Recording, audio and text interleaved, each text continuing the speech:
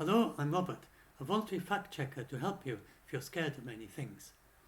And this is about the really bad clickbait articles, especially one from the Daily Telegraph.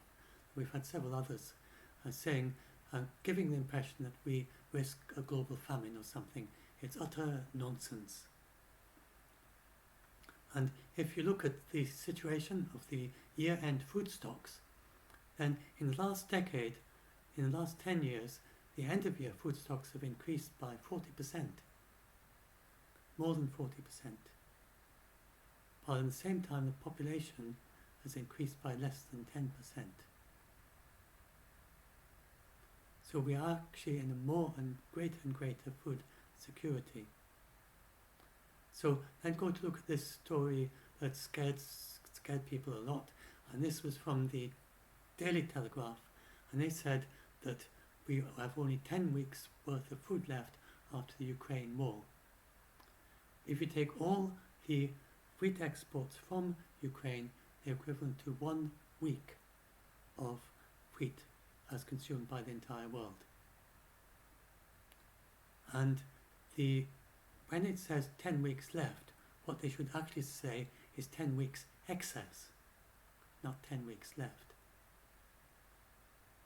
But the real figure, they got their numbers wrong, it's actually 20 weeks. We have a 39%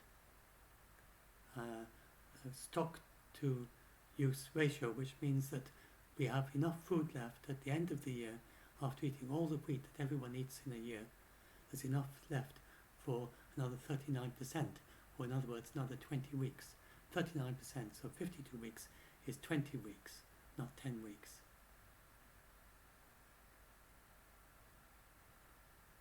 So I don't know how they could have got that wrong. And just someone didn't get their percentage calculations right somewhere. And that is actually the highest of all the 3 types of grains that they track. With rice, we have enough for 19 weeks. And for maize, we have enough excess for 12 weeks after feeding everyone for all the year and before the next crop. Then there's 12 weeks to spare. Now, also, if you convert that into, right at the end, my series of tweets, I convert that into figures per, into amount of people that you can feed with that grain. And so, if we look at the excess wheat, it's enough to feed 9 extra. Oh, I don't have the figure there for the wheat, do I?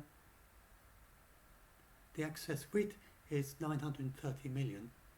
There's enough wheat at the end of the year to feed 930 million people on 2,700 calories a day, which is enough to stay healthy and have enough calories and energy for an entire year. So we have enough excess wheat to feed 980 million people for a year at the end of the year. And we have enough excess, if you include the rice and the maize, then we have enough excess altogether to feed 2.8 billion people for an entire year, and that's our excess. Now, the population is going to increase. It's now at 7.7 billion. Well, if you add 2.8 billion to that, and you assume that the extra people eat grain, it doesn't quite work like that, because we've got an excess that's not an excess every year. I just want to be clear about that. That's the excess that we've built up over a period of time, and every year we have a little bit of an excess, but over time we've built up enough to be able to feed 2.8 billion people now for the next year. We obviously, if we're going to increase to 9 billion, we've got to keep on feeding more and more people. But if we go and look right back at this first chart, as I explained, as the population has increased by 10%, the end-of-year food stocks have increased by 40%. So our food yields are increasing much faster than our population is increasing. And this is continuing. And it's been doing that for decades. So we are in a better and better situation as the time goes on, and the reason for this is because we've got better agriculture, we've got better ways of doing things, we've got better fertilizer use, we are greatly increasing the amount of yields we get from the same crop area. If we're not doing it much by increasing very, very slight increase in the area of crops, it's mainly by growing more crops from the same land area, and it's also partly by new crop varieties, including the extra warmth and the extra CO2 in the atmosphere is increasing our crop yields. We also are getting longer growing seasons in the higher latitudes, which are great major areas for wheat. So for instance, Russia recently became a very large wheat exporter. Go back a decade, it wasn't nearly so much of a wheat exporter. And that's because of the increasing season for growing wheat in the northern latitudes. So the climate change is actually benefiting us, and so far. And it's going to continue to benefit crop yields, at least through to certainly to 1.5 degrees C, and through to 2 C. It's going to increase some, decrease others. But that is assuming, not taking account of, that we're also adapting our crops so they work better and better for higher temperatures. So taking account of that, then our crop yields just increasing and increasing. And so certainly through to 2C, there's no reason to expect our crop yields to not just continue to increase. They're very likely to continue to increase. There are some possibilities for very major increases. There's a decade-long project which may complete by 2030 to move genetic ability of maize to use much more efficient use of carbon dioxide, C4 photosynthesis, and they're trying to incorporate that into rice. If that succeeds, it'll be a big increase in the crop yields of rice. But there are many other things that are increasing the crop yields of rice. For instance, shorter growing season. That's the reason the shorter growing season for rice in India has been the reason why many farmers can now do 2 crops a year. They do rice and then they follow it by lentils, when they used to just have 1 crop. And the lentils grow at the start of the wet season through to the dry season. So we've got a big increase of yields for all sorts of clever things they're doing, and this is continuing. They're just going up and up. And if you go and look at it, this is a map I did, and it's a graph. I didn't do the graph. I got it from people, and if you go, I got it from World in Data, and it shows how if you look at the graphic for the EU, then it's more than doubled since 1961.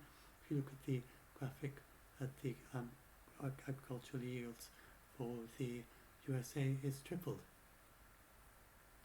And for those of you in the USA, then you get these regular stories saying, oh, there's a drought, and because there's a drought, then we're not going to have any wheat, and because wheat is grown partly in the what they call the southern plains, the prairies, and so on. Well, this was an expert on agriculture who's tweeted these diagrams, so I just copied over, and she showed that if you look at the total crops of wheat, then they are quite concentrated in Texas and Oklahoma, and then a little bit further north to Nevada. And but if you look at the actual crop yields, then the yields per acre are very, very low in those areas. The reason they grow wheat in those areas is because it's very, very dry, and wheat is very low maintenance. You don't have to do much. You just plant it, and then you cultivate the crops. It's very easy to harvest, and then even if you don't get very much from it, if you plant lots of acres and you've got nothing much else will grow there, then you're going to get something at least from your wheat. So that's why they are big wheat growers, but they're not the biggest wheat growers. If you look at the actual crop yields, then the high levels of crops are in the Midwest, but they don't produce much by the way of wheat, because they get much more profit from corn, and they get that partly because corn is an almost infinite market, because all your excess corn can be turned into ethanol. So a lot of the corn is grown for bioethanol, so they just grow loads and loads of corn, and then they grow a lot of it for food, and then the excess they sell as ethanol, bioethanol. So there's lots of, so the impact of every now and again you have drought years when there's somewhat less in the already very dry prairies, and that really doesn't make any significant difference to global supplies of wheat. So you don't need to worry about those stories. And if you look at the USA wheat projections for this year, they're almost no difference from the projections for last year. The droughts are really making no difference, no significant difference, because they're very dry there anyway, and they'll still manage to grow some wheat. And a lot of the wheat comes from Canada and places like that. If you look at the global wheat, it's actually the same as, I think it's a slight increase since last year, because you always have some areas with drought and some areas with more of it. And Russia's got a bumper crop this year, and they're still doing their exports. Even with the sanctions, they're still able to export. And very likely that Ukraine will be able to do its exports too. The European Commission is looking to ways of doing it. They could do it by land, but the problem is it just takes so many lorries, and it's much faster to export it by boat, by sea. So the European Commission is looking into ways of trying to guarantee that their boats will be able to sail out of Odessa, and if they can, then Ukraine will be able to ship its wheat anyway, which is equivalent to 1 week of wheat, 1 week's worth of global wheat. They're just sitting there now in the warehouses. Most of it has already been harvested and is waiting to be shipped. Winter wheat. And then if you look longer term into the future, then look at the area of Sub-Saharan Africa. It has less population than China, and on the high projections for population growth, well, China has decreasing population as the world goes on, so it'll be a bigger and bigger exporter. The EU and United States are pretty much stable, so their exports will be increasing because their crop yields are increasing, the population is steady. Russia, I don't think has got major increase in population either, and its exports are increasing. India, I'm not sure, I can't remember what its population is doing, but if you look at it, if you look at the world outside of Africa, then there isn't a problem with feeding, because the population is pretty steady now, and it's decreasing in some places like South Korea and Japan, and the crop yields are increasing. So if you look at only those areas, then there's no problem at all feeding everyone through to 2100. So the big issue really is Africa, and Africa will have on the high projections, and this all depends on what happens to how quickly Africa improves its well-being. Because when you have good health, when you have good opportunities, good income, when you have good resources, then your population growth goes down. And that's been discovered in all forms of ideology, all forms of politics. It doesn't matter whether you're left, right, centre, whether you're a religious autocracy or you're a communist or whatever you are, then it's the same pattern. When you're a wealthy country with people of good health care and their children don't die, then that's one major thing. Then they don't need to have so many children. Then they have good support as old people, so they get pensions, so they don't need to worry about their children looking after them when they get old, because they're going to be supported by pensions anyway. And then you just have a lot more leisure and a lot more and higher incomes, and in those situations then you get greatly reducing birth rate, and in Japan it's much less than replacement. In South Korea it's usually less than replacement. In China it's less than replacement, and it's going to be less than replacement. The population is still growing in some of these countries because their life expectancy is growing hugely. like in China, huge increase in life expectancy. But in Japan, then they've already reached a very high life expectancy, their birth rate is going down, and their population is falling quite fast. And that basically is where everyone is heading, except if you get immigration. So the problem with Japan is that it's quite a big barrier to immigration into Japan. So partly it's the Japanese language and the Japanese script is quite hard for foreigners to learn, and partly it's other policies that they've tried to turn it around and change the policies to encourage immigration, and they're also doing things to support people when they're very old and make it easier for them to work and easier for them to be supported without needing so many young people to look after each old person when they get very old, by you're still giving them adequate care with less need of human resources, and that's basically where Japan is going, and that's where and then they're trying to encourage younger people to have more children, but it's not very successful. And South Korea is also doing the same, trying to encourage young people to have more children. That doesn't seem to work very well. So it seems that going through, as gradually every country becomes more and more prosperous, that we're going to have lower and lower birth rates until it goes below replacement.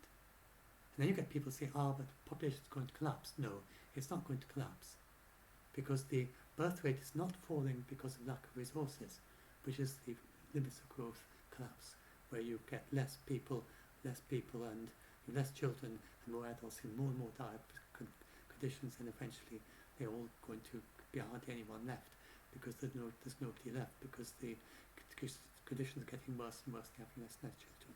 But that's not our situation. Conditions getting better and better, and we are having less children, and the less children will have more resources because the conditions are getting better. So this is the future of conditions getting better and better and better, for people more and more resources, living longer and longer, but having fewer and fewer children.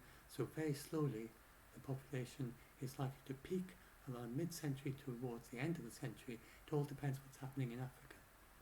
If Africa manages to develop very quickly, then the world population will peak probably by 2050. If it takes a lot longer for Africa to develop and to reach advanced economies with high levels of education, low levels of child mortality, high levels of health, good no malnutrition and so on, if they can achieve all that by 2050, then they'll peak by 2050 probably. If they can't achieve that until about 2100, then they will peak about then. So on the high levels, and it's also very important, education, especially secondary education for some reason, and including education for both men and women. And if you have secondary education for men and women, if you have good healthcare, if you have ended child mortality, the unnecessary child mortality, then your birth rate goes way down. And then if you have good health, good living conditions, where people have good resources, plenty of food, they're not malnourished, they can and they have leisure and so on, and fresh water and all these other things. If you solve the other sustainable development goals, then you get the population levelling off and then falling. But we don't need to worry about it falling to nothing. And Japan is leading the way in how we can manage to support a gradually aging population. And then, who knows, after the year 2100, it would probably take a century or so to get, with this falling. They don't project beyond to 2200. It would probably take to, if we peak by 2050, the most optimistic scenarios see us almost reach the numbers at the start of the 21st century by 2100. So that gives you an idea of how fast it's falling. But if we peak by 2100, then I would expect it would probably take about as long to go down as it went up. So probably we would reach back to our current levels by 2200. So we don't need to worry. That's a problem for a way future generation. When technology will be hugely advanced, things will be very, very different. And who knows what their problems will be. So I don't think we need to worry about the population of human beings going extinct or something, or going down to just a few thousand. I mean, you're talking about 1,000 years in the future or something, if you want to go all the way back to what it was like in the year 1000 or something. Assuming it falls at roughly the same rate it goes up, then maybe by the year 3000 we're back to the same numbers we were in the year 1000. So I don't think we need to worry about that, if that does happen. Very far future. You could imagine, you could have science fiction stories and say, in the year 10,000 we only had a population of a few million, and then, in the future, and then we start worrying, what are we going to do with only 10 million people in the entire world? How can we make sure that we continue to have humans for a billion years in the future? So that's the only those sort of timescales in which we might start worrying about our population, about human beings, our population being too low. I don't think we need to worry about that. So the main problem is Sub-Saharan Africa for the growth, and as you can see, it's much, much larger than China. And we'll have greatly increasing crop yields from the rest of the world, far increasing much more than their population. And then in Sub-Saharan Africa, even on the worst case, its population will increase fourfold to about 4 billion. But it's much larger than China, which is 1.4 billion already. You can see this shows the area that's not desert. You can see that it's got a much larger area than China. And they are doing things to reverse desertification along the southern edge of the Saharan Desert. And anyway, the experts looked at this. So this just gives you a gut feeling, understanding of why the experts say that with a sustainable development path, then we can do it easily, but we can do it anyway, all the way through. So you look at China. I mean, China is not all agriculture.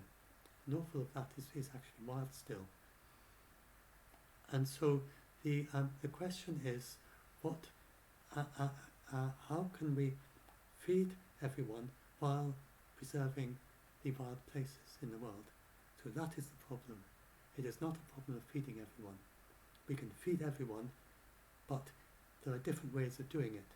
And the worst way of doing it would lead to having to expand our crop areas. And that would mean cutting down rainforests. So that is the main problem. It's not about not feeding everyone, but can we make sure that doesn't happen? But, as I said, we've got the greatly increased yield in Africa. It's not just that. So Africa can hugely increase its yield to similar to China, but over a much larger area. And then even like Brazil, it could double its number of cows it has per acre in Brazil by using best practices similar to what the US has. So they could, since an awful lot of their deforestation is because of feeding cattle, then if we could help Brazil to bring its cattle ranching up to the standards of the cattle ranching in the United States, then Brazil would have a huge increase, more than it's producing now, in a smaller area. It could have half as much again still in a greatly reduced area. And so, and the agriculture in Brazil is getting more more efficient, and in the 2020s it should turn around the corner and get to the point where you start getting abandoned land in Brazil, because they don't need so much land even for the increasing exports that they want to, increasing even for the growth in food production they want to achieve in Brazil. They still will be able to do that with reducing area as we get towards the end of the 2020s. So if those are middle of the range projections, it's not certain, but that's not a challenge. And with improvements on them, that's the way they're progressing at the moment. With improvements on that, it can be much better than that. So if we look at this, then really the global situation is looking good. People are very, very gloomy about it. It's clickbait. We can do this, but we have to keep doing what we're doing, and we have to do more of that. And this is just another graphic that explains why Africa, why it's got such low yields. This is the increase of yields in other parts of the world. Like if you look at Asia, look how huge its yields increased. And that's just up to the 1990s. And this is the increase in Africa. So it just passed, this was the Green Revolution, which started in the 1950s. And this greatly increased agricultural yields around the world.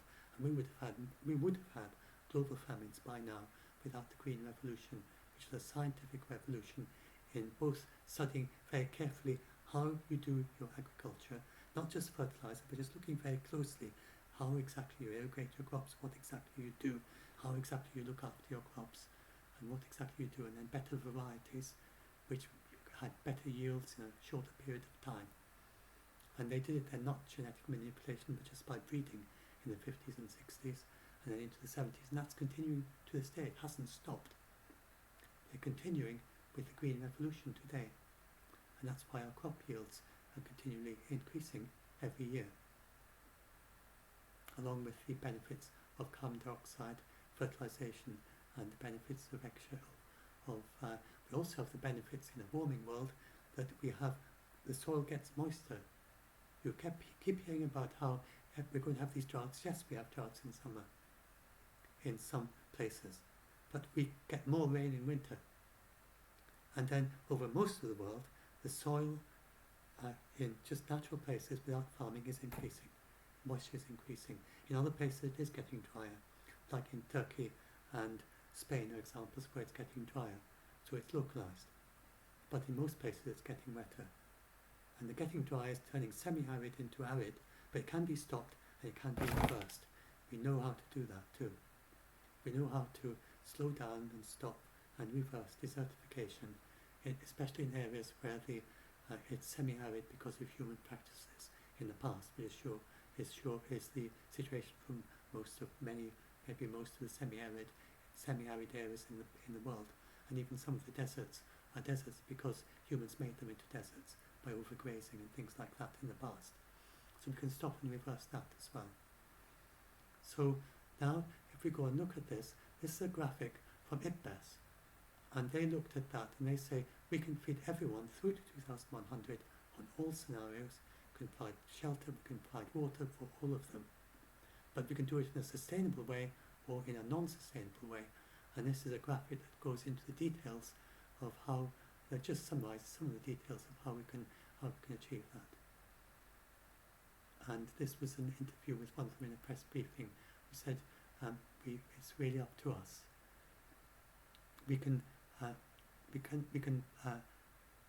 It's none of the scenarios, they looked at many scenarios, including some scenarios that are quite far-fetched, such as completely no longer having a Paris Agreement, no longer cooperation between countries, the political units divide up into each country is for itself. Everyone becomes like America great again, but each country is like that, completely divided. No cooperation at all. That's one of their scenarios. Even in that one, they don't see almost no cooperation. Even in those scenarios, in all their scenarios, we can feed everyone through to the end of the century, though sometimes, of course, with much more food inequity than today. So the problem is we need to feed everyone, we need to improve the Sustainable Development Goals, we need to reach zero hunger, which we can achieve by 2030. We need to reach clean drinking water for everyone. We need to have, and IPBES were absolutely clear on the sustainable development path. We can do this with economic growth, with improvements in all the indicators of good quality of life. The key is to make economic growth the means rather than the end. Make it the tool that we use to achieve the good quality of life, and which is the real aim that we are all aiming for in our material and spiritual things as well. So it also boosts your ability to have leisure time, to spend in whatever way you like. If you want to go and retreat for a year in a cave or whatever, it doesn't matter what you do with your leisure time, or you want to go swanning around the world and visiting the Antarctica and maybe by then flying to the moon or whatever, all those leisure things as well, then all that gets much easier on the sustainable development path. So that's the path that we are increasingly headed for, because it just makes sense. And it's not expensive. The IPCC looked at the costs of it in terms of the hit on GDP of doing the various things that are recommended in order to move towards more renewables and more sustainability. And that was just looking at climate action. The IPBES look a bit more thoroughly at also action that preserves biodiversity, but the IPCC report in 2022, the most recent one, they use IPBES as a resource. So, and they agree with IPBES, but it just depends on how we do it.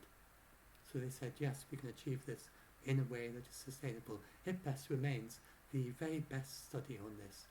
There's never been a study quite like that. It has taken in climate change, taken in the biodiversity, taken in the social element of how politicians think and how communities work and how they interact with each other. It was a massive project, and I hope they have another one coming up this year. I'm not sure what it's on, but they seem a very they seem a very thorough. The last one was exceptionally thorough. Around a third of them were sociologists. Social sciences. Sociology is a science now. So the science of learning how it is that that people can make the changes that are needed in their lives, in their politics, in their governments. It's not about learning how to manipulate people. It's about giving them the advice that they need in order to make these changes, and then saying to them, these changes are feasible, we've looked at it, they're socially feasible, they're politically feasible, this is how you can do it. And that's what IPBES said. So IPCC said it's scientifically feasible, IPBES said it's also socially and politically and economically feasible. And then IPBES and IPCC agree on all that. They just cite IPBES for some of these things. And of course the IPCC review as well, they have some sociologists, but they don't have the major emphasis on it that IPBES had. So IPBES remains the best source on that, I believe. It was a massive thing. And so that's it. Anything I haven't covered yet? So and that's the increase. There you can see Africa's yields way down compared with China's yields way up. And is that China at the top? Can't remember. United States is way up at the top. China's not far below. And that's Africa's yields. They're going to go up hugely. So we need to curve that up like that. And then if we can do that quickly, I mean, it'll curve up gradually over the rest of the century. But if we curve it up quickly, it will make a huge difference very quickly. And there are initiatives to do that. Yes, another thing to mention, this one started in autumn last year, which is private-public partnership, which has the aim to double the yields of smallholders throughout the world, which include very many in Africa. So the simple things they can do with a bit of assistance from external assistance, both technical advice and financial assistance, that could double their crop yields over their small holdings. It's not a difficult task because they have such inefficient agriculture. So that is one initiative that's going on right now. So even if we doubled Africa's yields to there or something, then that would be a significant change for them. And an awful lot also of the African yields. Oh yes, that's another thing I haven't mentioned yet. Yes, that's the one section I cover it here briefly as well. Okay, so I'll quickly cover that. So I'm not sure where I mentioned it, but I'll just say it anyway. So the so yes, go back to the crop yields. I can talk there. Then the Africa and the developing countries, they lose 40% of their crops as food waste before they get to the consumer. Something like that. Nearly half of it. That's things like farmers, they grow their tomatoes, and by the time they get to market, half of them are rotten, and they sell the ones that are still not rotten yet. And that happens just because they don't have refrigerated lorries. So there are many farmers around the world who are growing tomatoes who are losing half their crop because they don't have refrigerated lorries to take them to market.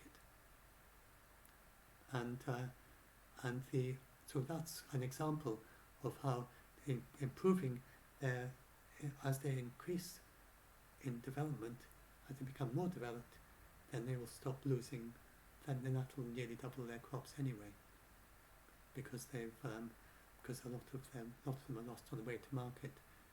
And then they will start probably getting the other problem, which is what we have in the developed countries. There, most of our food is wasted after they get to the shops. So the shops don't sell things, people buy things and they don't eat them, and so on.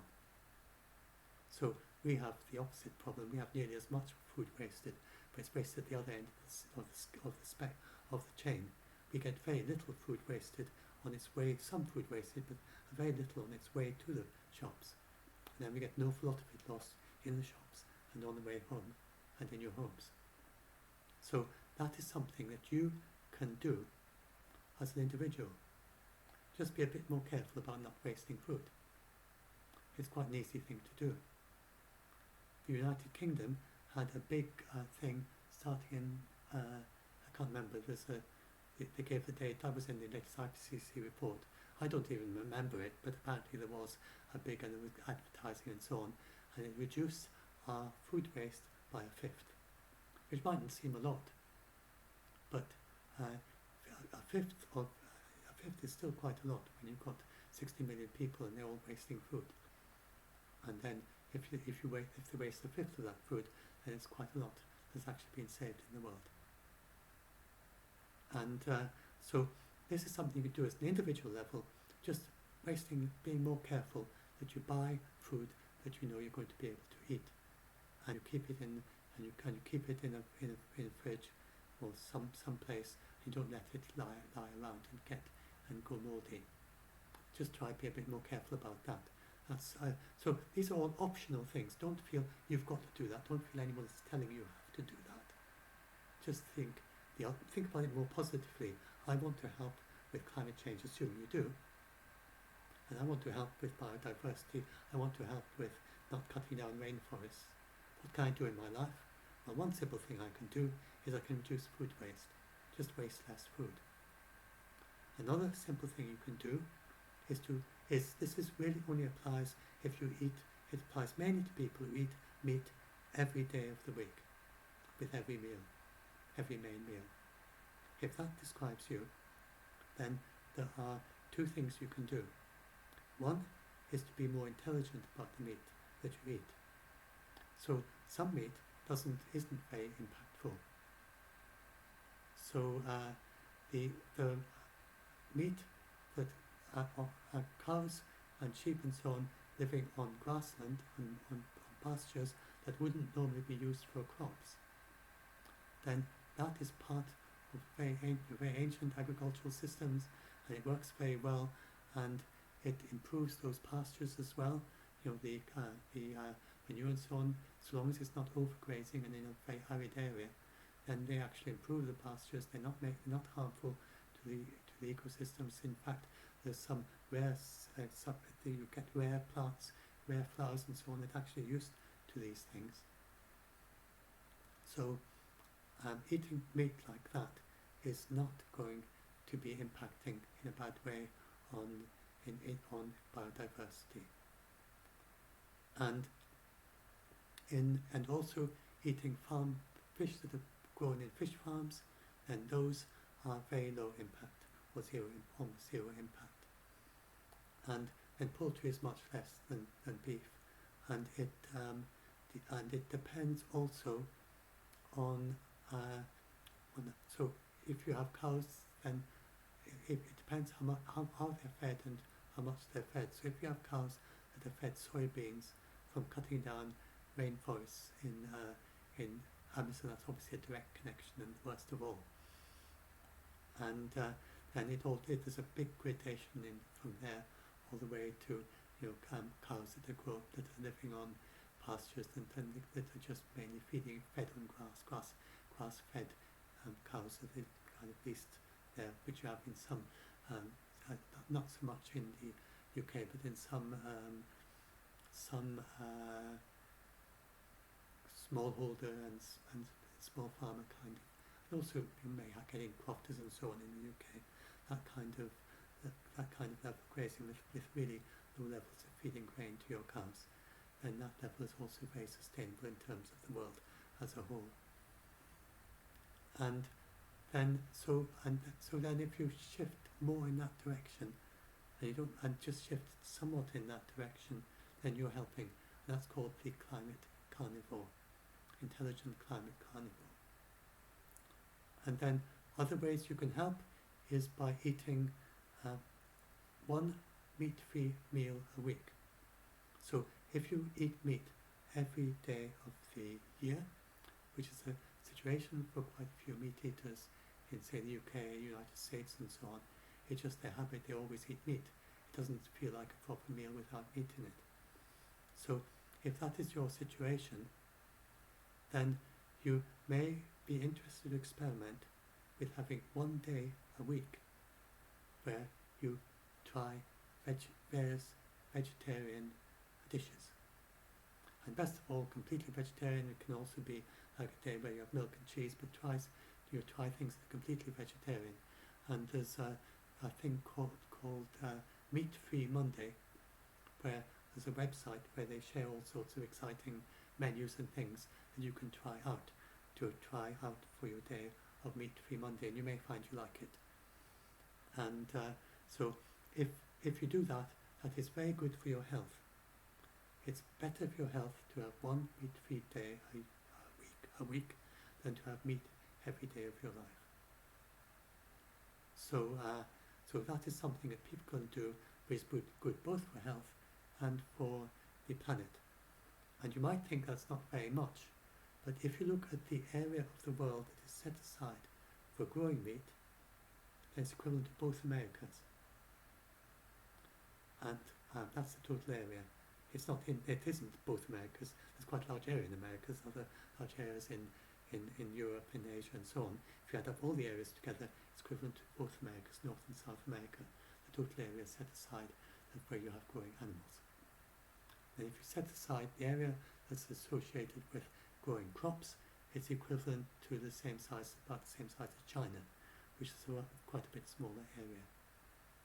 So if you reduce the area that is grown for meat, and you can do it by reducing the amount of meat you eat. So if all the meat eaters were to eat, and this isn't a prescription, remember, it's just optional if you want to help, and these are things you can do. But if a lot of people are moving, some are moving to being vegan, some vegetarian, some Mediterranean diet, some are having this one day a week, and some will stay with meat every day. In that situation, if the average is equivalent to everyone having one day of meat-free a week, so that's some much more and some much less, then that average is equivalent to a seventh of the area of the two Americas combined, has now been made free for normal agriculture or for returning to biodiversity. That's a large area.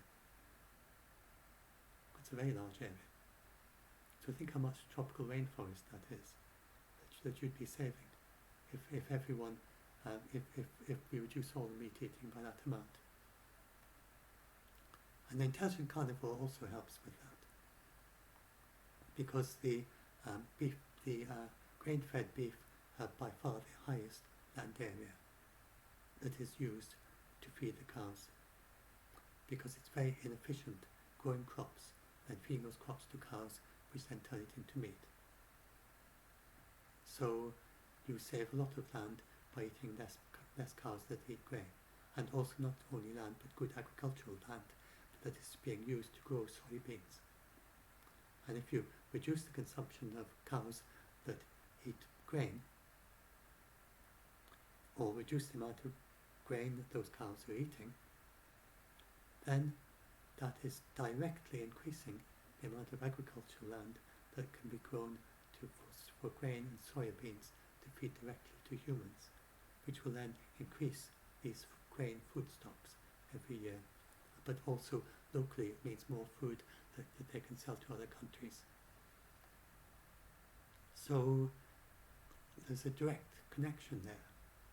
that if you can reduce the grain-fed meat, it depends where the grain is grown, it depends where what exactly they're fed on and so on. But the more the connection is with the crops grown in the areas where there used to be, where there's tropical rainforest, then there's even a direct connection. And even in, so like for instance, the cows fed on the wheat grown in the prairies, then if they're eating less wheat, then it's just more wheat going to other people. That's still a saving on. But if it's cows grown on, I'm not sure if there are many cows growing on those wheat. I'm not sure how it works. But if it's cows grown on soybean, then it's very rich agriculture. I don't know. Sorry, I'm just mumbling a bit. But just to give you an idea of how it all works. Sorry, I should check and double check things like that. But so anyway, you get the idea. So so those are the main things you can do. So so there are many other things you can do that help with climate change. I'm talking specifically about things that help with climate change, that also help with food, increasing food security and reducing the pressure on land area for crops. And this direct connection, eating less meat, being more intelligent about the meat you eat, and reducing food waste. And so in the developed countries, we lose a fifth of the meat. So again, remember, a fifth of all meat being lost as waste is equivalent to a fifth of the 2 Americas in land area is being used to raise animals that are just slaughtered and then turned into meat, and the meat is just wasted and nobody eats it. So vast areas, vast numbers of animals. It's obviously not like that individual animals, that nobody grows an entire farm just to be meated. Nobody has an entire farm of cattle with all of them just designated for being lost as waste. It doesn't work like that. It's a little bit everywhere. It's equivalent to many farms, equivalent in numbers of animals that are lost as waste, that they don't get. They're lost on the way to the customer's plate, or they're lost on the customer's plate. So if you can reduce your meat waste, then that is, again, a very direct effect. And if we could eliminate all meat waste, then that would be the same effect as the 1 meat-free meal a week. It's roughly equivalent effect. Indeed, it's slightly more effect than 1 meat-free day a week. So those are 4 things you can do. The meat waste, less meat,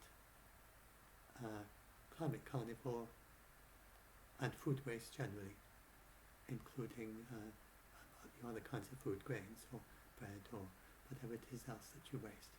And just try to be a bit more careful about buying amounts that are the amount that you actually need. So that's it. So those are all things we can do, but just please don't be worried about this. It's a clickbait, very stupid story. And yes, so that's my back on that thing there. If we go there, then in my humble opinion, then I think that journalists need a code of practice about this. So if any of you watching this are journalists or no journalists, I don't know how one would set about doing it, but there are so many clickbait stories that are basically telling people that the world is a scary place and that everyone's going to die. They're saying there's only enough wheat for 10 weeks. So people that I'm trying to help say, oh dear, that means world famine. We're all going to be short of food in 10 weeks' time. That's how that is being read by scared people. And it's even worse because this article is behind a paywall, so you can't actually read the article itself. You just get the header and a teaser thing, and then unless you go and buy the article, how many of the scared people are going to go and buy the daily subscription to Daily Telegraph to find out that the title's clickbait in the story and it's not actually true? It doesn't mean what it seems to mean.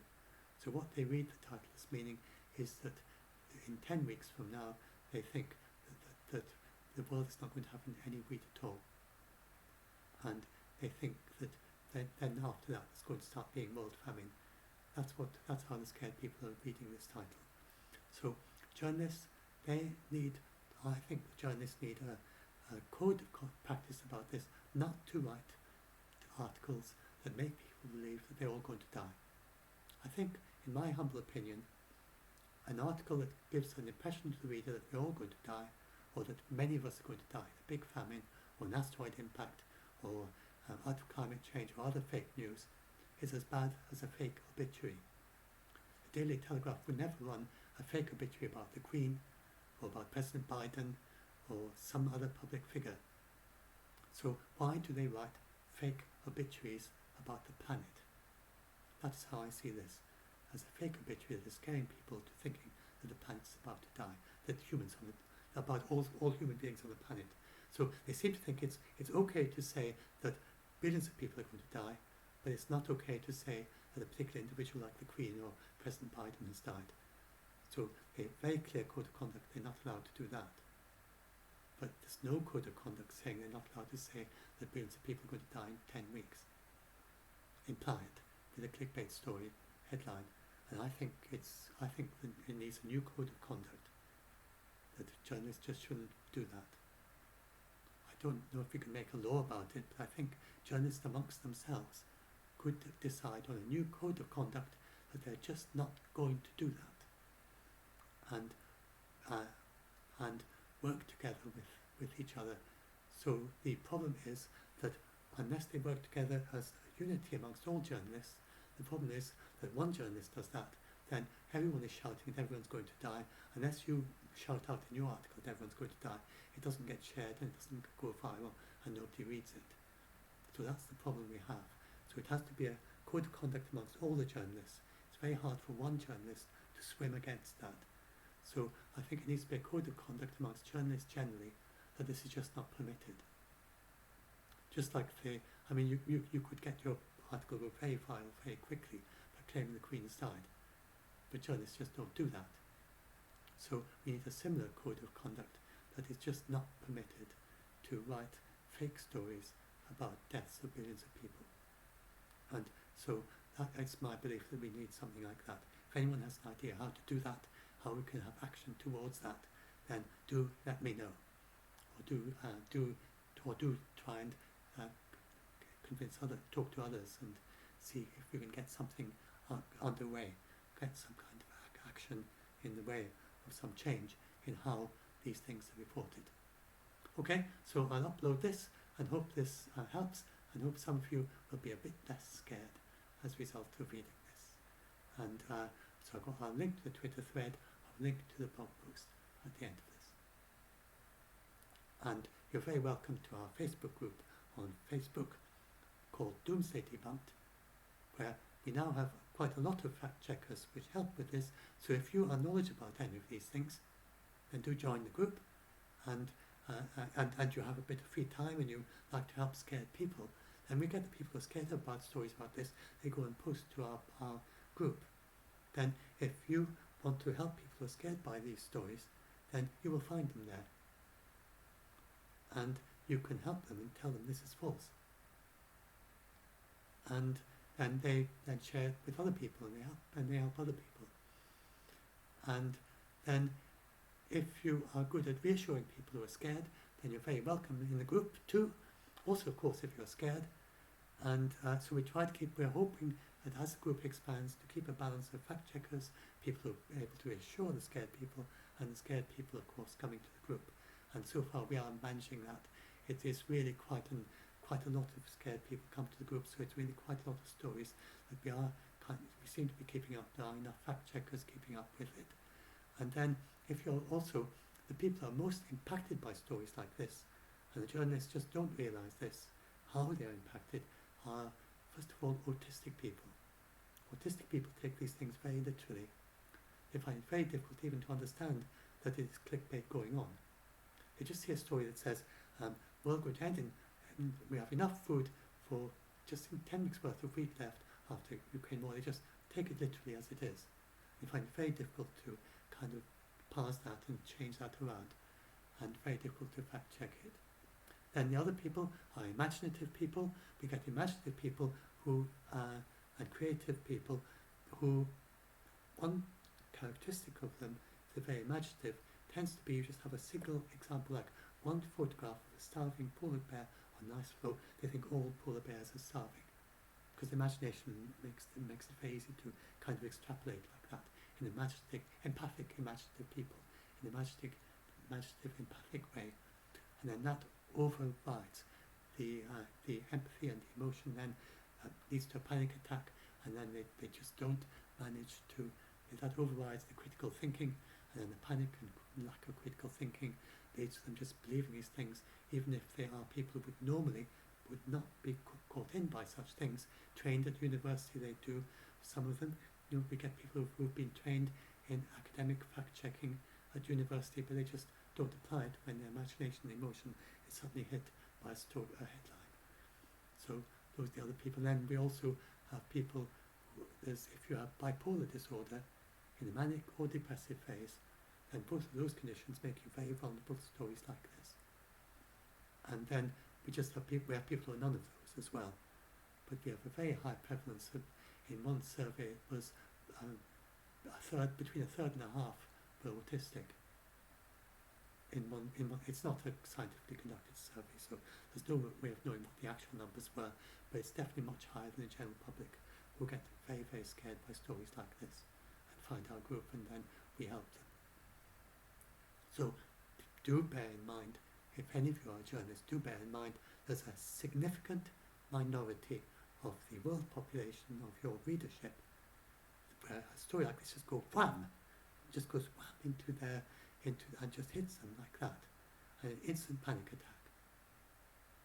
And these people often have several panic attacks a week, and then they end up, the clickbait story works, it makes them addicted to searching the news. They search the news many times a day. They can end up in a cycle where they spend several hours a day searching and reading and rereading these clickbait stories, getting more and more scared, and then they often get suicidal too. So we do have people who get suicidal in our group. So it is something that happens. So again, if you're good at helping people with any of these conditions, autistic, bipolar, over-imaginative, not over-imaginative, just super-imaginative, suicidal people, again, if you're good with helping with suicidal people, then you're very welcome in our group. We of course advise them to find counsellors and to write them it's an emergency. If you feel suicidal about any of this, it's an emergency, like a medical emergency, and you can, if you feel suicidal and you feel you're at risk of killing yourself, then it's a medical emergency, just like a heart attack. You can ring up your emergency department and go in and say, I feel I'm just about to kill myself, I don't know what to do about this, I just can't cope, and then they will look after you for 2-3 days. If they get a psych evaluation, if they agree it is indeed that you are at risk of that, then they will look after you for several days, and there are psychologists help you and so on, and they will take you to it, just deal with it as a medical emergency, just like a heart attack. So if you are one of the people who panics about these stories, please bear in mind that this is available. And then on longer term, there is therapy, and therapists can do a huge amount if you get scared about these stories.